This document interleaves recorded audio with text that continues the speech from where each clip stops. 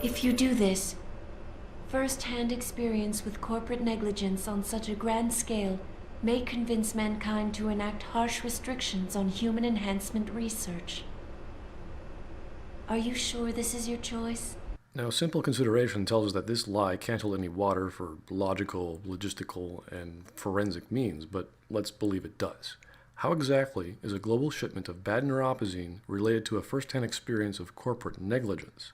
Considering the only company that makes the stuff is VersaLife, wouldn't only that company be considered negligent, or at least to blame? Wouldn't their patents be re-examined or even nullified so various private or public parties could produce proper neuropozyne, which wouldn't limit the research on human enhancement technology because people actually need it to survive now? Maybe even the government would subsidize that. Now, how does reprimanding one company lead to global harsh restrictions? Again, this would have to be a UN thing, or maybe ELISA really does have this amazing pull with every developed country. And how is it going to be enforced? Who's going to agree to all of this? And I'm thinking of like the Kyoto protocols. And of course, this is all theoretical because she says it may happen. Yup, your ending choice is still, again, a may. But anyway, let's see how this monologues. So be it then. Freedom. To those who don't have it, it's more valuable than gold. But where should it start and end? Aside from just waxing poetic, we can say that Adam's talking about neuropozyne, for example. Are you free to buy it? Well, an entire industry has been made for augments, and that's not going away, so I think perhaps allowing competition in the marketplace for neuropozyne, since there's only one giant company that makes the stuff, so they don't poison the world again. Nudge, nudge. Now, unless Adam is talking about the advancement of augmentation technology, but the freedom for corporations and tech never really has been a major conflict in this story, or any conflict to Adam for that point. It only was brought up with Darrow and then Seraph during this level.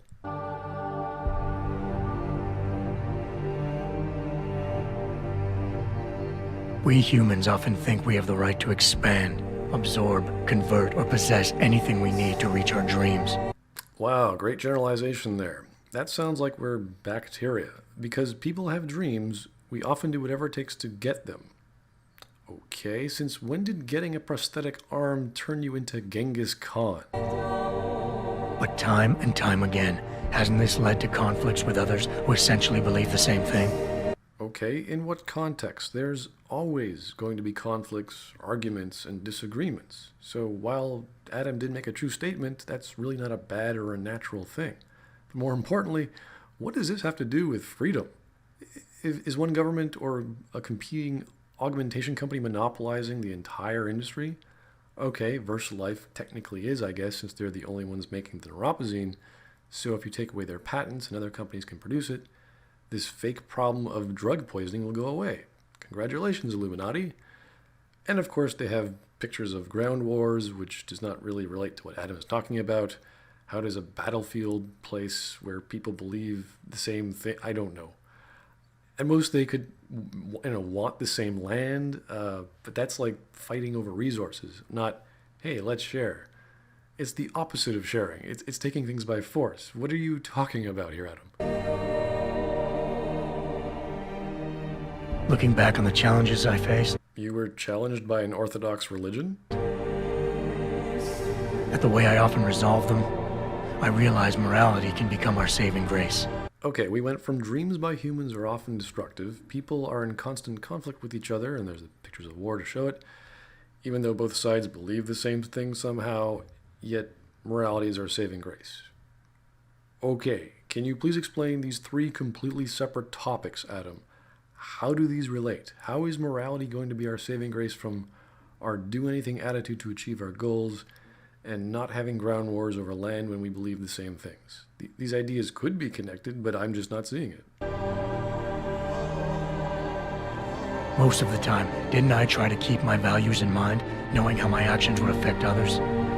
Well, I don't know, Adam. Were you involved in a helicopter rescue? You're moralizing the player's choices. We get that. What does that have to do with dreams are often destructive and people are in constant conflict despite being similar?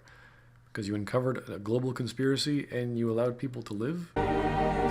More often than not, I resisted the urge to abuse power and resources simply to reach my goals more swiftly. I managed to hang on to my humanity, but the temptation to ignore it was always there. In a violent life or death struggle, I wouldn't blame anyone for picking up a gun and firing back. Adam is completely justified in protecting himself. Arguably, he's the one doing the interloping on private property and whatnot, so he's justifying that he didn't really kill too many people, if any, but breaking and entering and stealing, that's okay. Now, there is certainly a moral argument between what's a greater good, that one uncovers a gigantic evil by committing smaller evils, and that's kind of what Adam has done throughout the plot, but that's not really addressed here, and he doesn't really say about it or talk about it. It's that temptation that so worries Taggart. That companies will start doing literal industrial sabotage as the technology market becomes more and more competitive? I mean, isn't that what Adam did during the game? Broke into buildings, police precincts, and essentially became a spy/hitman for Seraph? Oh, but he didn't kill anyone unless you played the original version, and then he just uncovered a global conspiracy. Great. He's not afraid of freedom. He's afraid of the chaos that erupts when individuals have nothing but morality to constrain them. So Taggart is scared of Adam or Adam-like actors. Okay, that makes sense. Adam is the moral actor, and Taggart is fearful of those like Adam who may not be as moral as him. Then you must ask, how would restrictions on augmentation development have prevented Adam from following his plot, or in the idea of hurting others for picking up lethal weapons? You see, Taggart's idea of putting restrictions doesn't really solve anything. He wants us to regulate enhancement technologies because he fears all that power, without limits, without guide rails to keep us from abusing it. Since this is the good ending, Adam can be even more justified in moralizing the player's non-lethal playthrough and Taggart's mindset. However, showing the video from the atom bomb tests and not addressing the Illuminati's freedom to do whatever despite having restrictions on everyone else, well, that doesn't make sense. Absolute freedom is no better than chaos. Society needs laws and regulations to protect it. Okay, but how is restricting the development of technology a necessity? What we witnessed was a secret organization working in the shadows where two of their members went ballistic, that being Darrow and Zhao. And Taggart knows this because he's a part of it. So how is restricting the rest of the world going to protect it from them, or other individuals, or other groups, since the Illuminati do whatever they want anyway? In fact, having public restrictions toward themselves sounds like the exact opposite of the Illuminati, who have private freedom over all. But there's no mention of this glaring problem. So if the men and women behind Taggart need to work in the shadows, pulling strings to enable us to head in a safe direction, will supporting them be all that bad? Again, we just witnessed a worldwide catastrophe by these people, and Adam wants to trust them, or others in government to not do it again. And the restrictions in place Taggart wants isn't going to impact the Illuminati, so does this make any sense at all? And what's wrong with voting in representatives, which the video is showing us, that will do these restrictions anyway? Companies who are going to survive in this post-World War III crazy, murderous, augmented world would need to be super careful with everything. It would be a huge election issue. Why do we need a shadow organization pulling the strings for this? They caused the problem, so now we should trust them. And have zero transparency, just blind faith in our puppet masters. Are you joking? If they're as wise as Taggart says. Right, yeah. Showing a well-known politician when previously stating we should trust them in regards to Taggart's puppet masters probably isn't a good combination to sell on the accountability and virtue of people. Hi, here's a corrupt public figure, but it's okay, our puppet masters made him that way. Thanks, Adam. That makes us feel a whole lot better. How bad will their leadership be?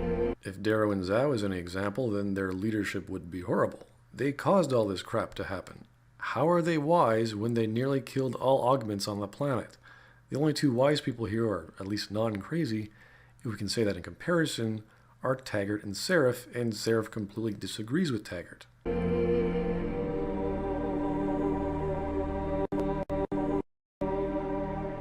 I just hope they stand by what they say. Right, and there's the Illuminati symbol. You can barely trust a politician. How the heck are we going to trust a shadow organization that answers to no one, who caused this problem and who is imposing strict regulations on the development of new technology that's revolutionizing the world. It's basically giving them all the new guns while the rest of the world can only construct pillows. This is a very bad statement by Adam. Instead of the story simply telling us that world politics changed based on strong restrictions, it fuddles up the narrative with Adam's odd acceptance of the Illuminati's methods. It's kind of crazy. This is not the character of Adam Jensen and really doesn't address the Illuminati's involvement or reveals them at all. Choosing to meddle in worldwide politics, however that's even possible, doesn't address the calamity that Darrow caused. Hey, player, the Illuminati is cool, even though you fought them the entire game. Let's make private companies ease up on their research because of safety. Yay.